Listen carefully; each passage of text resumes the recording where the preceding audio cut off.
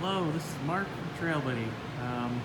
Got to do some metal work today on these two frames, but one's a silver tag and one's just a regular 72, I believe it is.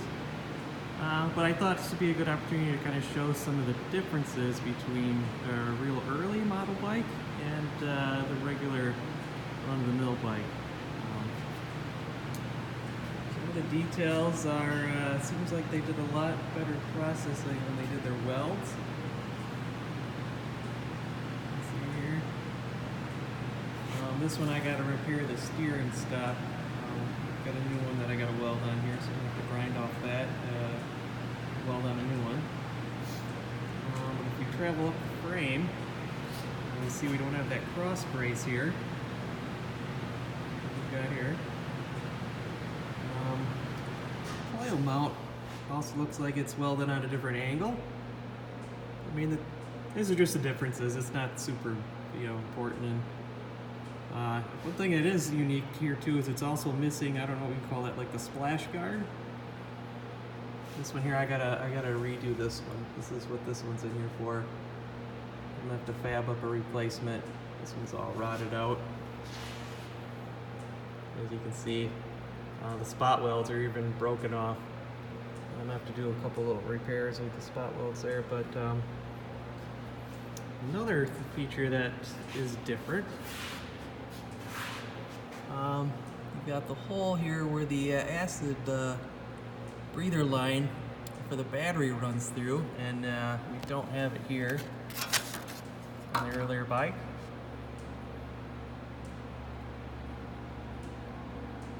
So I guess any guys that are working on and doing with their bikes, this might help them figure out what, if they really do have a earlier model. But you can see there too where the wires come through for the tail light. Not on the earlier model silver tag. Now the silver tag just says it's just an early bike before they started riveting the VIN numbers on.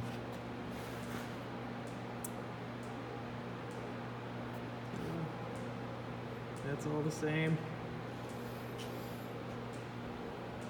The brake pivot mount looks to be the same. But it just seems like they did a lot better job with their welding on the earlier one here than they did with the later ones. See, there's a lot of splatter on there from the factory. This one we sandblasted down. We didn't have any other paint, so everything here should be stock. But I just thought I'd take a minute while I was working on these to show the difference and some of the metal work that we do. Again, this one I gotta copy this guy and fix that. And this one I'm just using this steering stop. I'll use this one as a guide, as a template where to weld a new steering stop on here.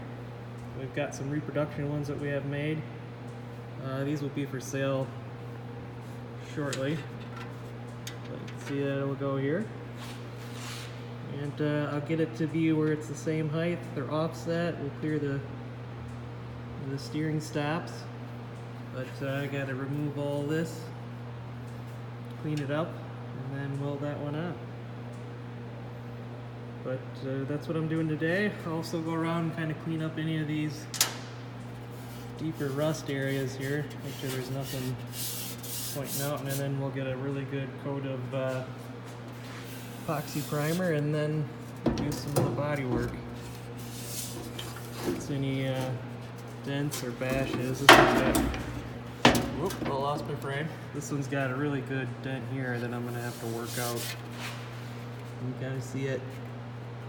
I'm gonna have to tap that out before we get any primer on.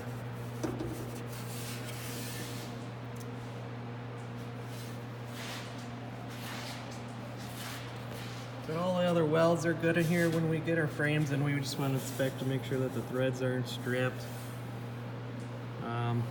And that any of the spot welds aren't popped. Because if you notice that after paint, then you got a real big mess. But this is Mark from mytrailbuddy.com, and I'll do an update later on how the welding went and the fabricating of this replacement piece here.